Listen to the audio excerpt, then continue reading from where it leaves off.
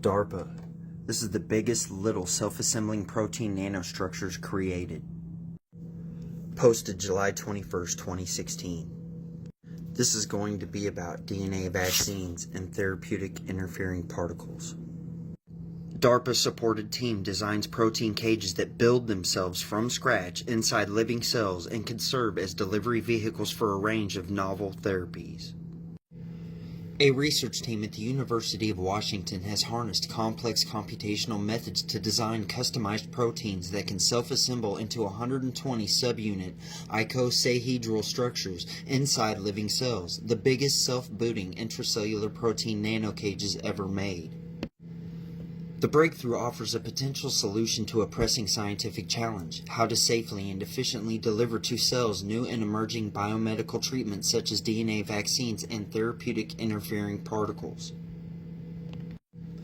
The work, funded by DARPA in a lead-up to the new Interfering and Co-Evolving Prevention and Therapy INTERCEPT program, opens the door to a new generation of genetically programmable protein-based molecular machines, the researchers report in this week's issue of the journal Science. The research paper is available here, and then you can click that.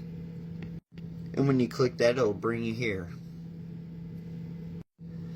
Anyone familiar with the role-playing games Dungeons & Dragons and Munchkin need only picture the 20-sided die to understand what an organic icosahedral cargo container looks like: symmetrical, triangle-shaped panels folded evenly on each side.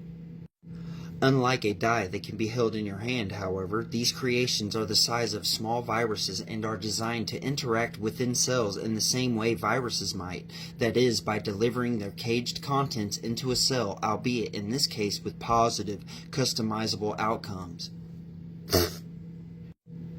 Also, whereas dice are produced in molds on a factory assembly line, these nanocages build themselves inside cells, following with atomic precision instructions written in genetic code.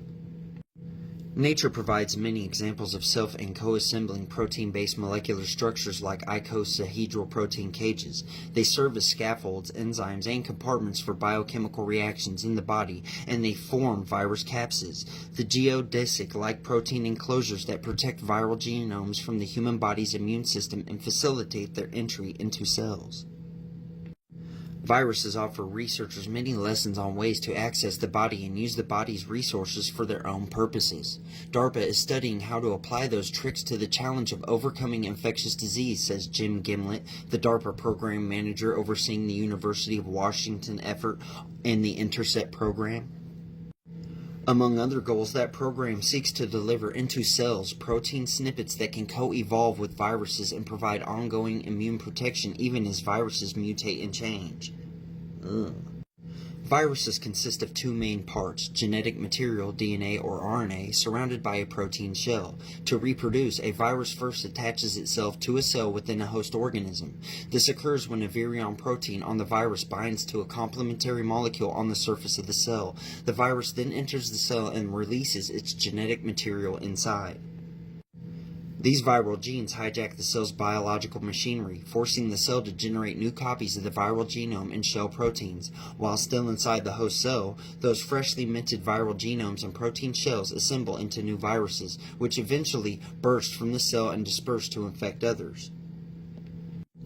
DARPA's focus is on the protein shells. If scientists could design customized shells and program them to embrace specific payloads and replicate within the body, they could open new pathways for personalized medicines and therapies. However, the universe of proteins is large, and the combinations of ways in which those proteins can, based on electromagnetic charges and other factors, link to one another and spontaneously fold within three-dimensional space is devilishly complex. When designing a protein assembly process, the nature of the selected proteins and how they fold will determine if that creation can bind to particular cell receptors and whether it can accommodate a desired cargo, such as small molecules, antibodies, nucleic acids, polymers, or other proteins. Protein folding can be compared to a 3D puzzle with thousands of pieces and an astronomical number of possible solutions, but only one of those solutions might be right for a particular need, Gimlet said. The University of Washington's latest research used combinational computations to consider hundreds of thousands of possible protein combinations and then characterize in detail a few hundred of those designs. Then the team inserted genes encoding the desired protein sequences into E. coli bacteria to test how the instructions would be carried out within living cells. Tens of the designs resulted in assemblies within those bacteria similar to the intended three-dimensional configurations. In fact, tests conducted using small-angle X-ray scattering and negative stain electron microscopy revealed that these cage-like structures had self-assembled with near-perfect atomic scale precision. Icosahedral possesses the highest possible symmetry of any polyhedron in three-dimensional space and thus generate the maximum enclosed volume for packaging cargo among symmetric assemblies of polymers. The accurate self-assembly of a 120 subunit icosahedral protein cage is five-fold improvement over what had been, until recently, the previous record for such a structure, a 24 subunit two-compartment tetrahedron. Just last month, the Seattle team announced that it broke the record by designing a hyperstable, self-assembling 60 subunit icosahedron research that was featured in the journal Nature. In the latest paper, the researchers note that the 120 subunit assembly either hasn't evolved in nature or has yet to be discovered.